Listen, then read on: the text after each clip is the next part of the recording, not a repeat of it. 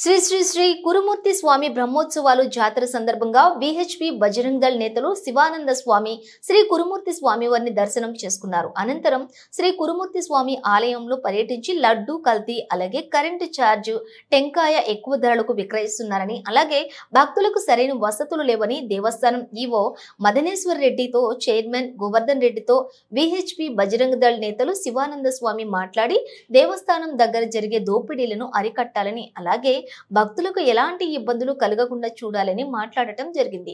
ఈ కార్యక్రమంలో ప్రాంత గోరక్ష ప్రముఖ సురేష్, పాలమూరు జిల్లా ప్రముఖ ముషా వంశీ, సిసికుంట బజరంగ దళ్ సంయోజక్ సందీప్ నాయుడు, శ్రవణ్ గౌడ్, సంపత్, శివకేశవ్, నరేష్, శ్రీను, జయంత్ బజరంగ దళ్ కార్యకర్తలు పాల్గొన్నారు. అడుగడుగునా కూడా వ్యాపారంగా మారిపోయింది. ఇక్కడ అది దేవస్థానం నుంచి చూస్తే కొబ్బరికాయ 25 రూపాయలు అంటున్నారు, ఇక్కడ చూస్తే 35 రూపాయలు 40 రూపాయలు ఒక కొబ్బరికాయ అమ్ముతూ ఉన్నారు. మరి లడ్డు మీద చాలా సార్లు మనము ఎన్నో విధాలుగా విషయాలు వచ్చాయి. చూడండి, ఇది లడ్డు అంటారా? దీన్ని లడ్డు అనేది ఈ విధంగా ఉంటుందా? గతంలో లడ్డు మీద చాలా ఫిర్యాదులు వచ్చాయి, అయినా కూడా పాలక మండలి స్పందించడం లేదు. ఇక దేవాలయంలో చూస్తే కనుక ఎక్కడా కూడా భక్తులకు సరైనటువంటి సౌకర్యాలు లేవు. మేము తెలంగాణ రాష్ట్ర ప్రభుత్వాన్ని ఒకే విషయాన్ని మేము కోరుతున్నాము. అయ్యా రేవంత్ రెడ్డి గారు, మీరు ఈ పేదల తిరుపతిని గుర్తించి ఆలయ అభివృద్ధికి 110 కోట్ల రూపాయలను మంజూరు చేయటం మాకు చాలా సంతోషకరము.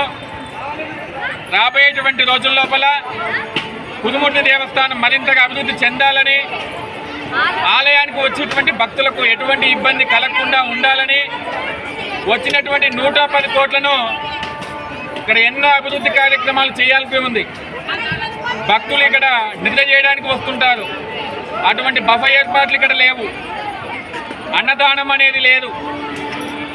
ఒక ప్రముఖ పుణ్యక్షేత్రంగా చూడటానికి కనీస సౌకర్యాలు కూడా ఆలయ అర్చకులకు కూడా సరైనటువంటి సౌకర్యాలు లేవు. ఆలయానికి ఆధ్యాత్మికవేత్తలు వస్తే సరైనటువంటి విధి విధానం ఇక్కడ కనిపించడం లేదు. కాబట్టి వెంటనే ఆలయ అభివృద్ధికి సరైనటువంటి ఏర్పాట్లు చేస్తారని